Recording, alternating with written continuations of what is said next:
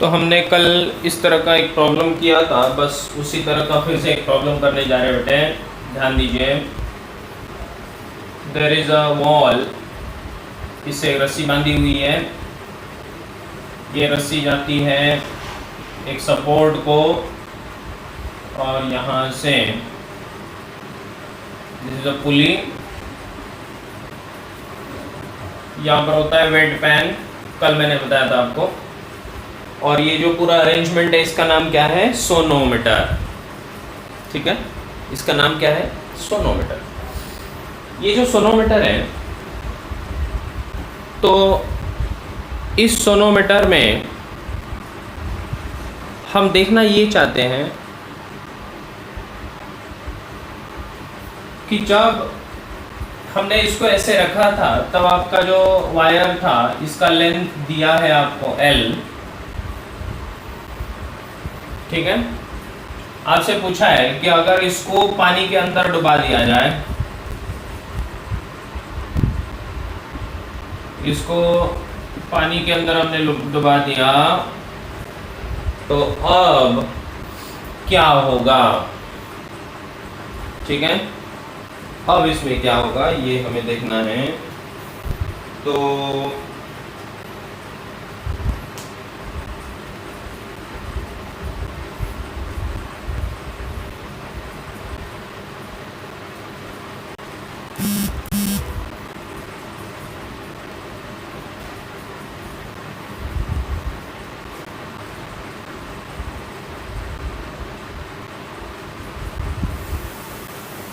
तो मैं इसको एक क्वेश्चन के फॉर्म में आपको दे देता हूं, देखिए ध्यान दीजिए।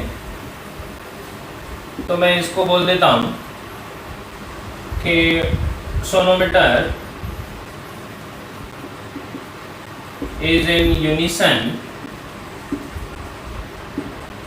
with a tuning fork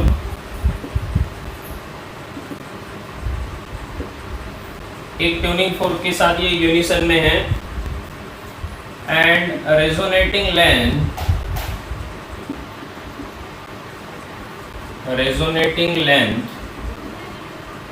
is 100 centimeter. If wet pan is immersed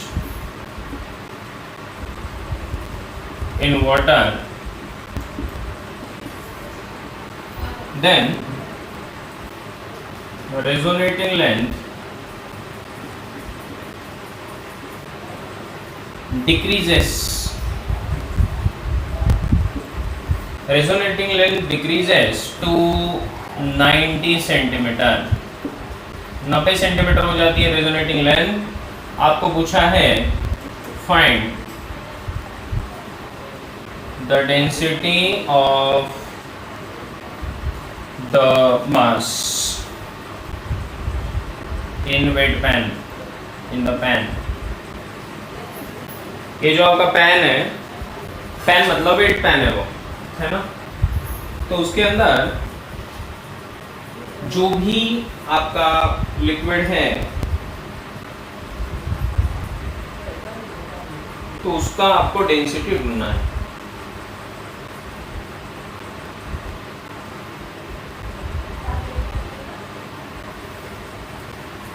question समझ में आया सबके?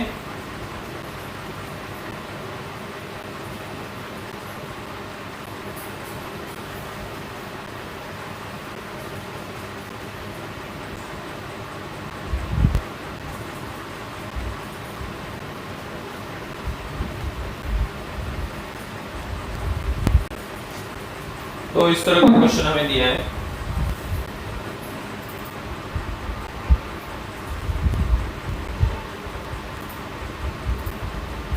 ऑलराइट,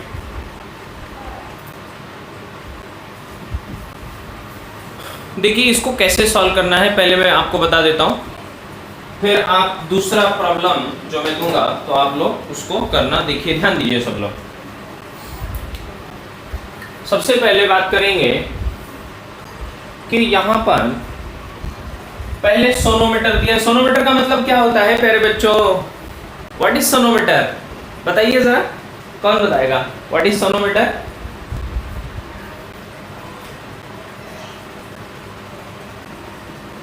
मेरी आवाज आप तक पहुंच रही है क्या रे? हाँ, मेरी आवाज आ रही है ना? Very good. तो मैं यही पूछ रहा हूँ आपसे कि सोनोमीटर आखिर होता क्या है? सोनोमीटर का मतलब होता है इस तरह का एक वायर जिसको बस खींचा है नीचे, बस, बात कुछ नहीं है बाकी, ठीक है। तो ये sonometer is in unison with a tuning fork, मतलब ये एक ट्यूनिंग फोर्क के साथ यूनिसन में है। दोनों का फ्रीक्वेंसी सेम होगा, n और n होगा, या n1 बोलेंगे पहले। बाद में क्या हुआ, एंड रेजोनेटिंग लेंथ इज 100। अब ये रेजोनेटिंग लेंथ क्या होता है सर, है ना? What is this resonating length? Resonating length का मतलब होता है कि ऐसा लेंथ जिसके लिए दोनों का फ्रीक्वेंसी सेम हो, है ना?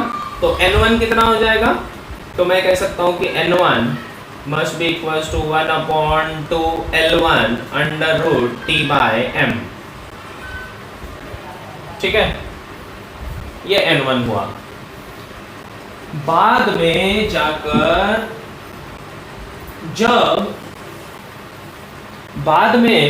जब फिर से हमने अब क्या किया, ये पहले खींच रहा था नीचे, तब टेंशन कितना था? T1 था। इसमें टेंशन कितना था? T1। अब हमने क्या किया, इसको पानी में डुबा दिया। जब इसको पानी में डुबा देंगे अब क्या होगा, टेंशन कम हो जाएगा ना, अब टेंशन कम हो जाएगा। तो दूसरी बार जब ये ऐसा होगा तो फिर से रेजोनेंस करने के लिए इसका मतलब क्या?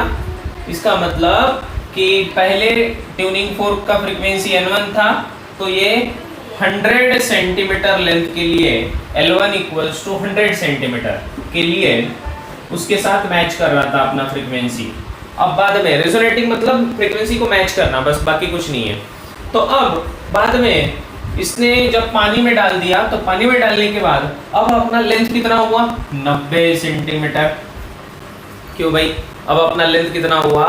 90 सेंटीमीटर हुआ ना। और इसीलिए हम कहेंगे कि बाद में जब जाके फ्रीक्वेंसी फिर से n1 इक्वल्स टू 1/2 L2 ऐसा हो जाएगा, है ना?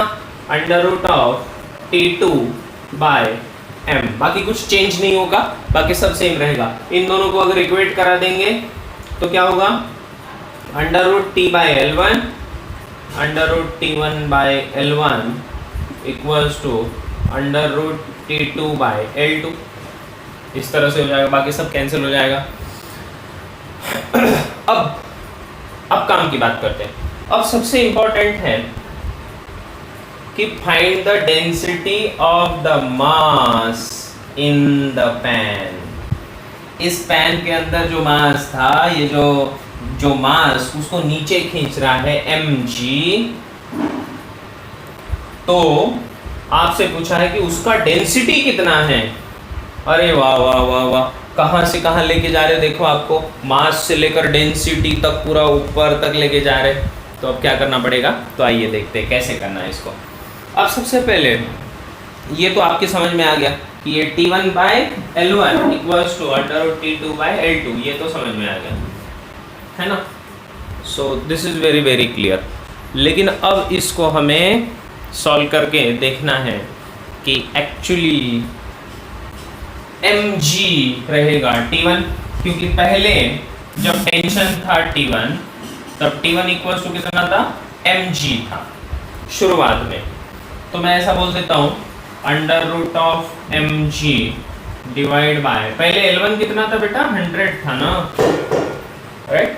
100 था। सेंटीमीटर है तो सेंटीमीटर रख देंगे, क्योंकि दूसरे साइड में भी सेंटीमीटर ही रखने वाले हैं, तो कोई फर्क नहीं पड़ने वाला। Equals to under root T2। अब ये T2 क्या होगा, कोई दिमाग लगा के जरा बता सकता है? T2 क्या होगा? T2 मतलब दूसरी बार टेंशन। ये दूसरी बार वाला जो टेंशन रहेगा तो उसमें कौन से फोर्सेस एक्ट होंगे? एक तो mg नीचे और T2 ऊपर की तरफ, लेकिन इसके साथ साथ एक बायंड फोर्स भी तो रहेगा, और बायएंड फोर्स का फॉर्मूला होता है V रो L इंटू जी। क्या रहता है? V रो L इंटू जी। ठीक है, V रो G ये फॉर्मूला है। ठीक है, सो यहाँ से हम लिखेंगे ये अंडर रूट mg में मास को लिखेंगे volume into density, volume into density. किसका डेंसिटी? उस सॉलिड सब्सटेंस का मास का density into g divide by ये 100 ये बन गया 10 equals to under root of T2 की जगह पर लिख रहा हूं मैं। देखो T2 क्या होगा? T2 plus v rho l g equals to mg। तो T2 क्या होगा? mg माइनस ये सब है ना, ये बनेगा mg minus v rho l g divide by 9। Is it clear? क्या ये सबके समझ में आ रहा है? हाँ जी भाई, थोड़ा सा कॉम्प्लिकेटेड है लेकिन बिल्कुल समझ में आएगा। ठीक है, फ्लूइड मैकेनिक्स में हम पढ़े हैं ना, इसको पढ़े हैं कि नहीं पढ़े हैं? बिल्कुल पढ़े हैं। ठीक है,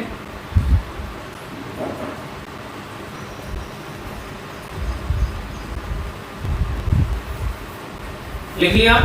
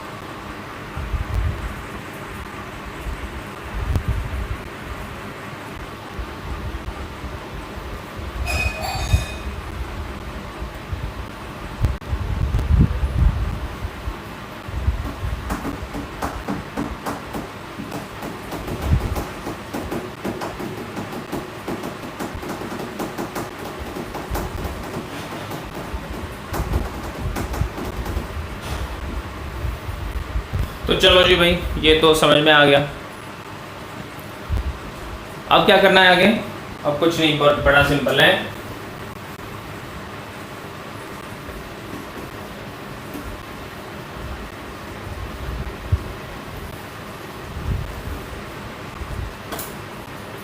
अब ये इसको उठा यहां से, तो ये बनेगा under root of,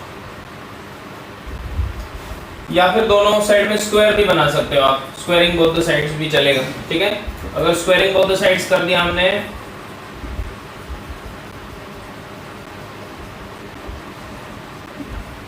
squaring both sides, so we will write v rho g divide by 100 equals to, ध्यान में रखना ये रो और ये रो अलग है, ये रो ऑफ लिक्विड है, ये रो ऑफ द मास है। Okay, so very good. So let's go ahead. ये बनेगा आपका इस साइड में mg, mg मतलब कौन है?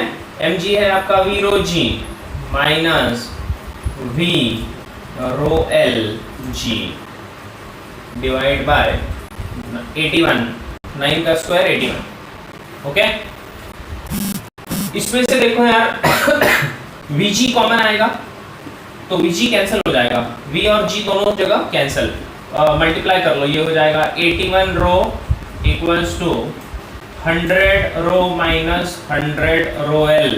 रो L मतलब लिक्विड का, लिक्विड कौन है अपना? वाटर है। लिक्विड कौन है? वाटर है। और वाटर का डेंसिटी कितना? वाटर का डेंसिटी होता है 1000। बोलिए हाँ जी भाई, हाँ जी, डेंसिटी ऑफ लिक्विड याद है ना? ठीक है, kg पर मीटर क्यूब। और इसको अगर पुटअप करेंगे तो ये बन जाएगा 100 rho L equals to 100 minus 81, 100 minus 81 rho, and therefore this is 100 into 1000 और ये डिवाइड बाय 100 माइनस 81 कितना 19 इक्वल्स टू रो। कैलकुलेट करिए फटाफट और मुझे आंसर बताइए कि आपका आंसर क्या आता है। This is your answer, rho जो हमें ढूंढना था।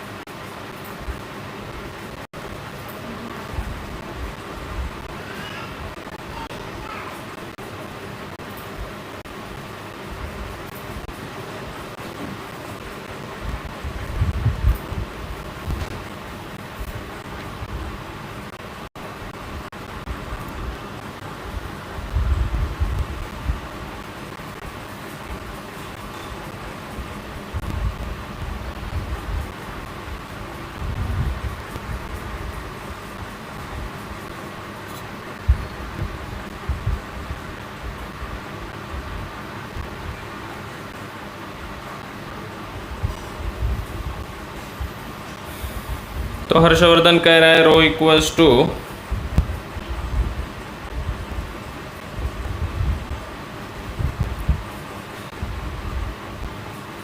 5263.15.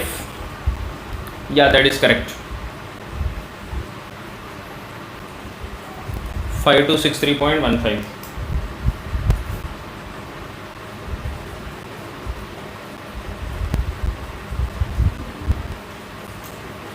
यूनिट क्या होगा इसका? केजी पर मीटर क्यूब होगा, kg per metre cube.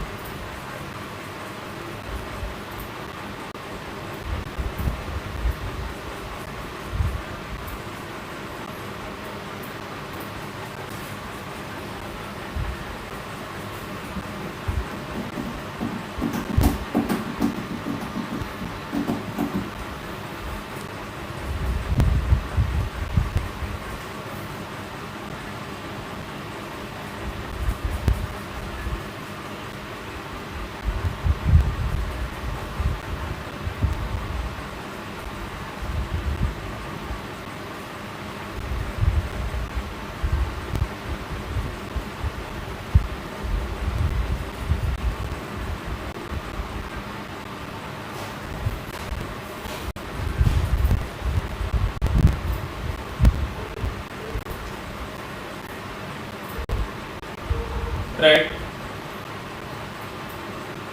very good. So Riya का आंसर आया है Soham, Gayatri, Urmila, all are correct. Yes, Riya correct है, Soham yes, all of you are correct. Very good.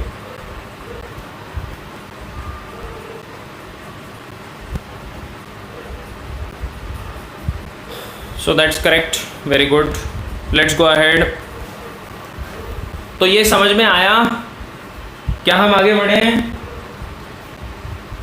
Is it clear? Okay, समझ में आ रहा है ना? So very good.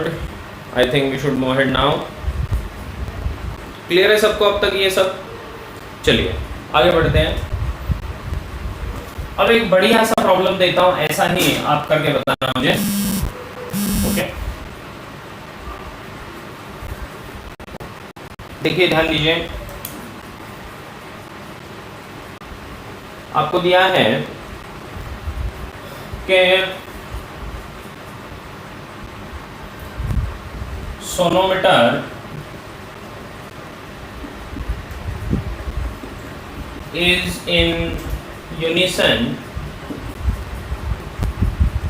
with tuning fork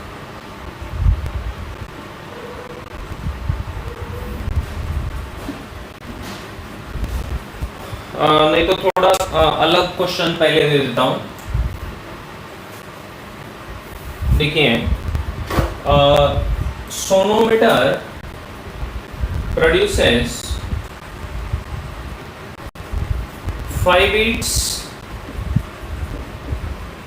with tuning fork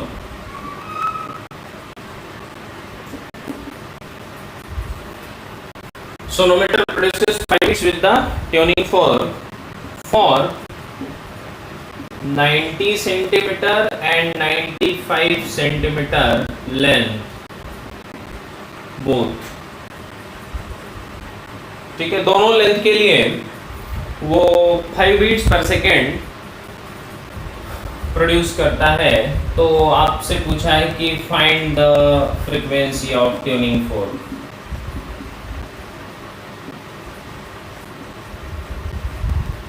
find the frequency of the tuning fork. देखो, थोड़ा tricky question है, बढ़िया क्वेश्चन है। क्वेश्चन को देखो अच्छे से पहले।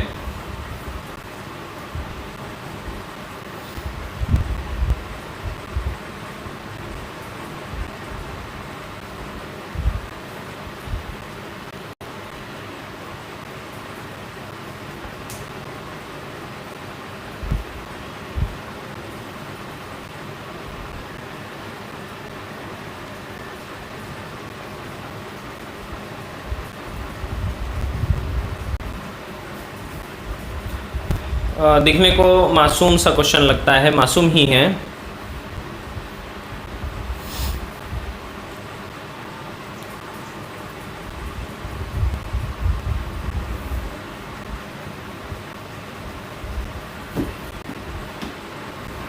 ट्राई करिए।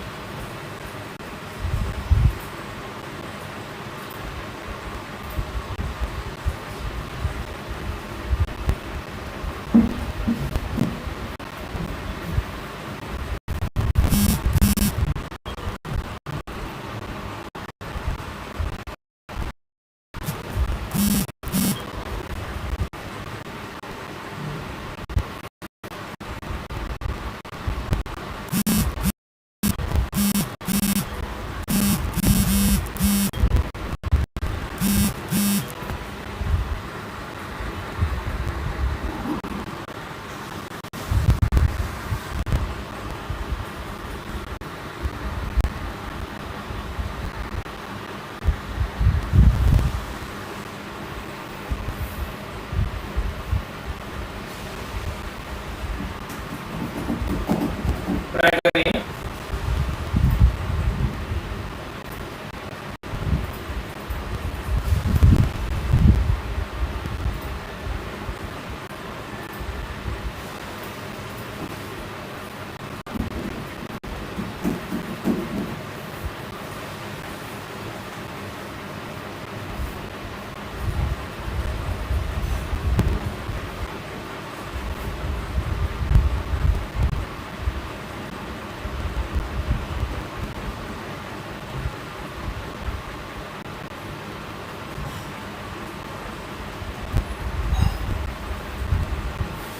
देखिए बेटा,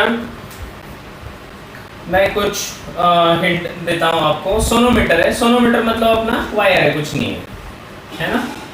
सोनोमीटर मतलब क्या होता है? वायर होता है, ये सब वायर है। इसका फ्रीक्वेंसी है, मान लिया हमने N1 फ्रीक्वेंसी है, जब इसका लेंथ है L1। L1 इक्वल टू ले लेते हैं, मान लो कि 90 सेंटीमीटर, ठीक है, मान लिया। अब यहाँ पर एक ट्यूनिंग फोर्क है, ट्यूनिंग फोर्क का फ्रीक्वेंसी है N, और दोनों में जो बीट्स प्रोड्यूस हो रहे हैं, तो वो बीट्स प्रोड्यूस हो रहे हैं 5। इसका मतलब दोनों की फ्रीक्वेंसी का फर्क जो होगा, वो फर्क कितना होगा? 5। क्यों भाई? दोनों की फ्रीक्वेंसी का फर्क कितना होगा? 5। ये समझ में आया है ना? दोनों के फ्रीक्वेंसी का फर्क कितना होगा? 5। पांडव कितने थे रे?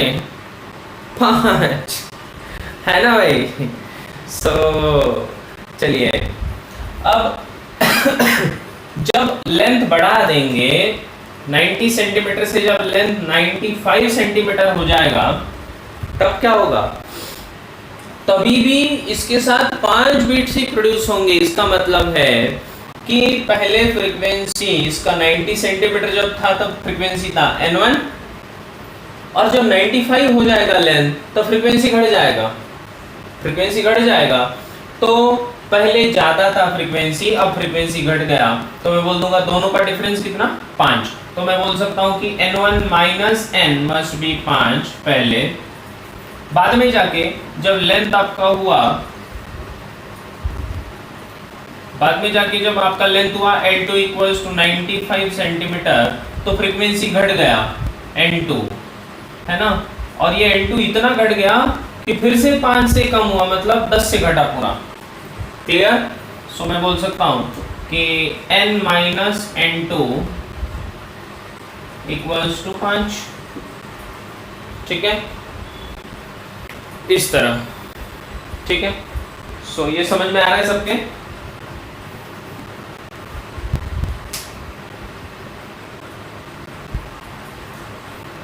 All of you join again. Everyone can join once again. Join again, ठीक है?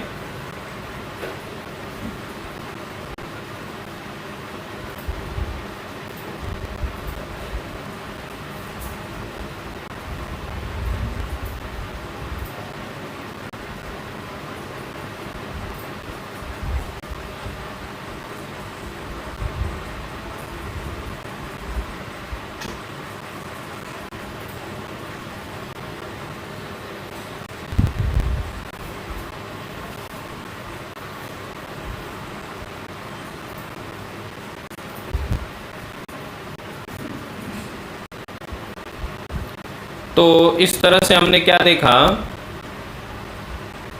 कि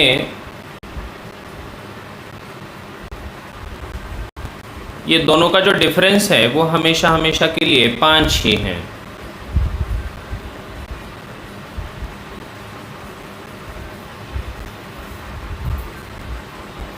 हमेशा दोनों का जो डिफरेंस है वो 5 रहेगा। तो पहले केस में भी 5 था डिफरेंस, दूसरे केस में भी 5 ही हुआ, राइट।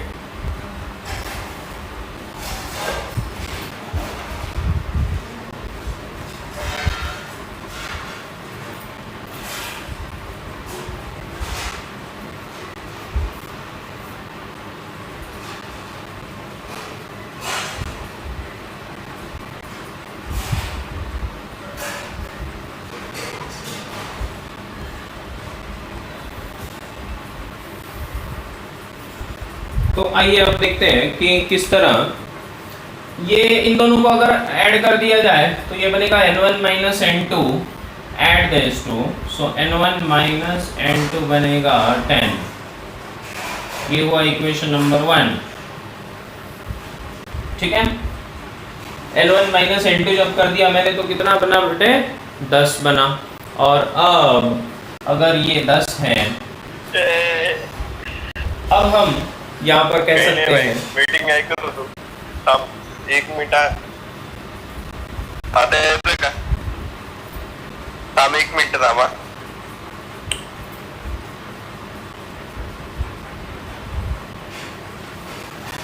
सो इस तरह ये हो जाएगा n1 minus n2 equals to 10। तो ये तो समझ में आ गया। ठीक है, सो दिस इज अंडरस्टूड। अब नेक्स्ट स्टेप में अभी क्या करना है हमें ढूंढना क्या है, हमें एक्चुअली ये n ढूंढना है। तो अगर n1 या n2 में से कोई भी एक चीज मिल गया तो n मिल जाएगा ना, यस और नो। तो चलिए सबसे पहले देखते हैं कि n1 का जो फॉर्मूला होगा, हमें ये पता है n1 इक्वल्स टू होता है 1/2L1 under root t by m। तो ये t बाई m तो दोनों जगह तो सेम ही रहने वाला है ना। So if they are going to remain same तो इसका मतलब ये कैंसिल हो जाएगा, t बाई m कैंसिल हो जाएगा, यहाँ पर लिखूंगा मैं N2 1/2 L2 under root t by m, ठीक है। और फिर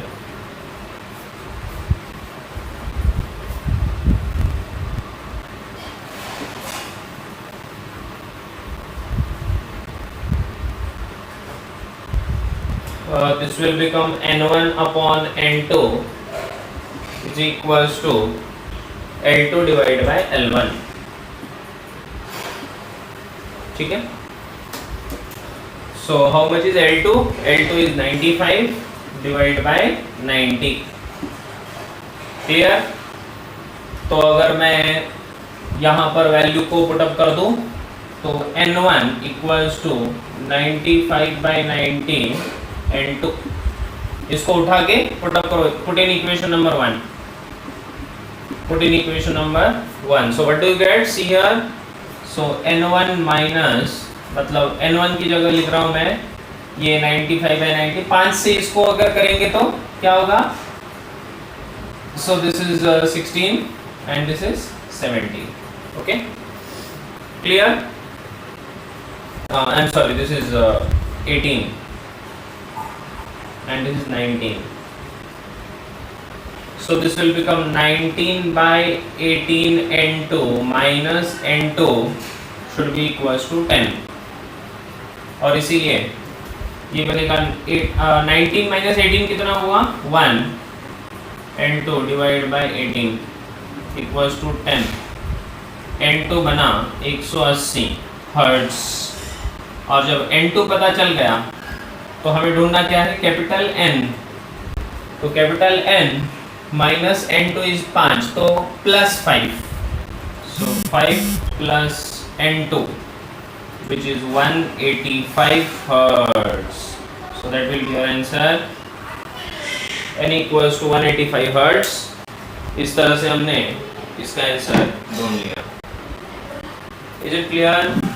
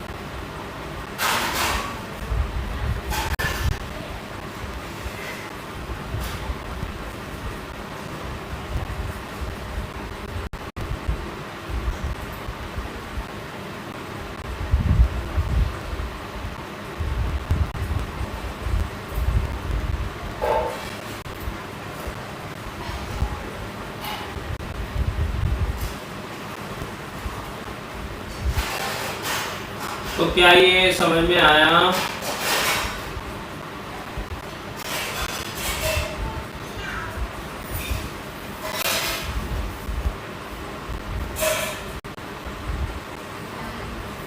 सो is this particular question clear? Next question दे देता हूँ, देखते हैं आप कर पाते हैं कि नहीं।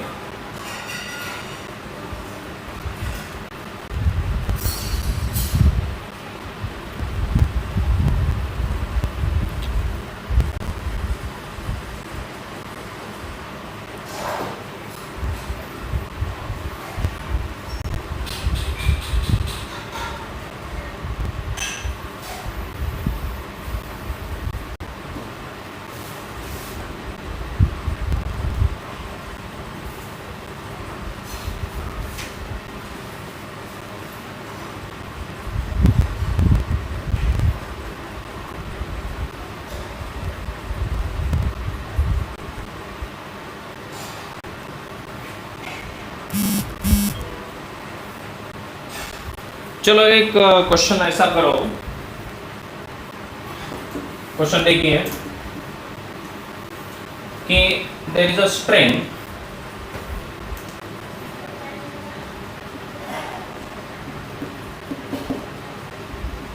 vibrates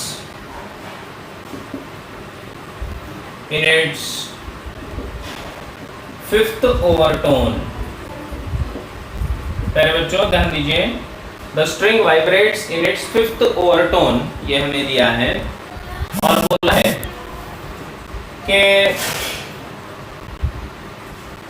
length of the string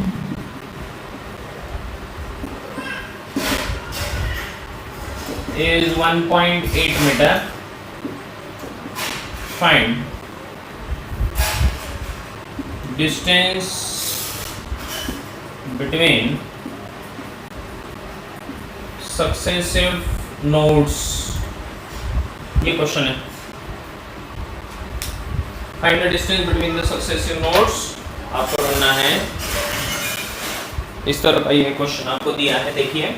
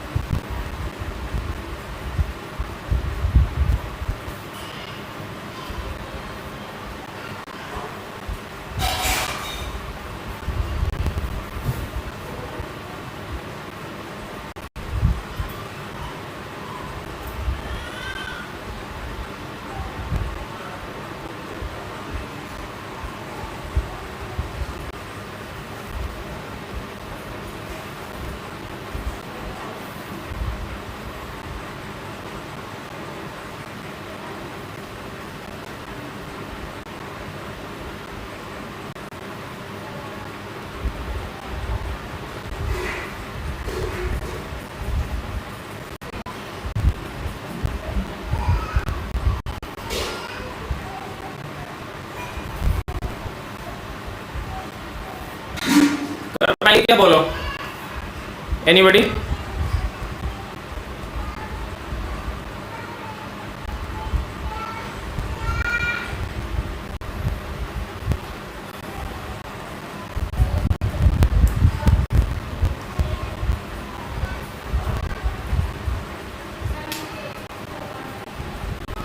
तो क्या दिया है? Fifth overtone.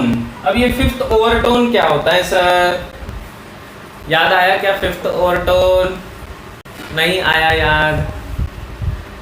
So fifth overtone string में अगर देखा जाए तो मैंने आपसे कहा था कि इसमें फंडामेंटल मोड होता है ना?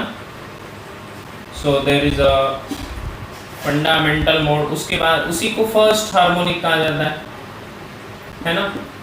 फिर सेकेंड हार्मोनिक होता है, इसको फर्स्ट ओवरटोन कहा जाता है। ये पहला ओवरटोन है, तो पहला ओवरटोन दूसरा हार्मोनिक, दूसरा ओवरटोन तीसरा हार्मोनिक, ठीक है?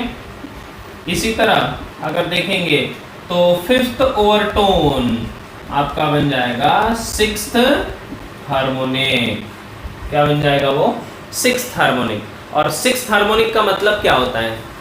What is sixth harmonic?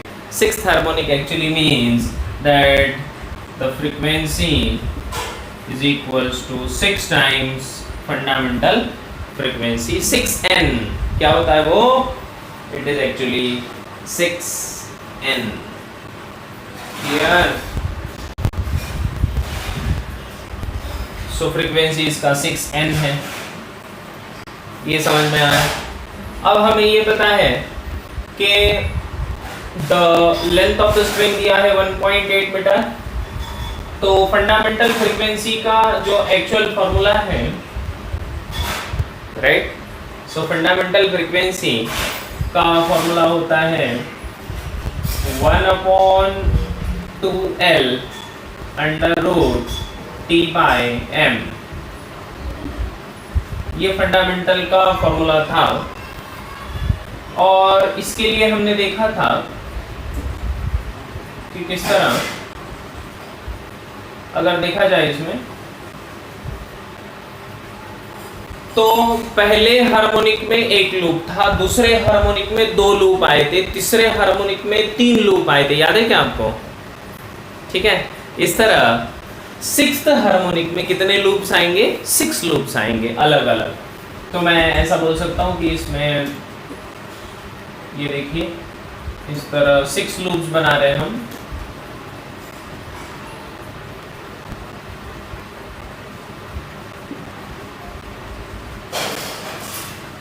Six loops, ठीक है।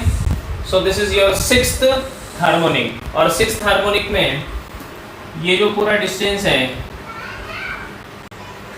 This is 1.8 which is length. ये कितना लैम्बडा होना चाहिए? This is 1 lambda, 2 lambda, 3 lambda. So this is 3 lambda equals to 1.8। इसका मतलब लैम्बडा कितना हो जाएगा? 1.8/3। लेकिन हमें ढूंढना क्या है? हमें ढूंढना है find the distance between successive nodes. एक नोड और दूसरा नोड के बीच में डिस्टेंस कितना होता है? λ/2। तो हमें चाहिए λ/2। So λ/2 equals to 1.8 divide by 3 into 2। तो ये बनेगा 6 और ये 6 से 0.3 इस तरह से। सो क्या ये समझ में आ रहा है?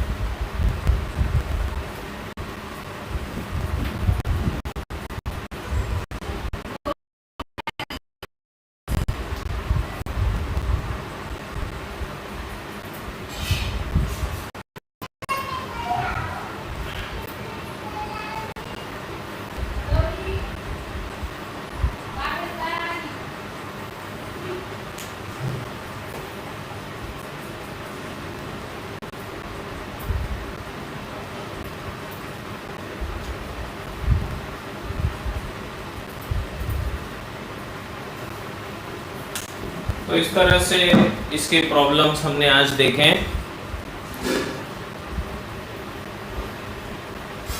एक्चुअली जब आप इसके प्रॉब्लम्स ऐसे ही सॉल्व करते जाओगे तो इसमें आपको कॉन्फिडेंस मिलेगा। मैंने वेव्स एंड ऑसिलेशन में प्रॉब्लम्स वहाँ पर बहुत सारे फीड कर दिए हैं, तो अगर आप जाके प्रॉब्लम्स को सॉल्व कर पाएंगे तो बहुत अच्छा होगा। Okay, so try to solve the problems. Problems जितना ज़्यादा सॉल्व होगा उतना आपके लिए अच्छा है। Practice the problems so much that you clear your concepts. Okay, so आपके कॉन्सेप्ट्स क्लियर होंगे और जब कॉन्सेप्ट्स क्लियर होंगे तब समझने में कॉन्फिडेंस आएगा। ओके, तो आइए आज यहीं रुक जाते हैं और मिलते हैं फिर से कल। आप आपके डाउट्स मुझे भेजिए, ऐप पे भेजिए या फिर नीचे कमेंट करके भेजिए या फिर आप जैसे पर्सनल चैट ग्रुप पे भी मुझे भेज सकते हैं। Okay, so we will stop here. Thank you.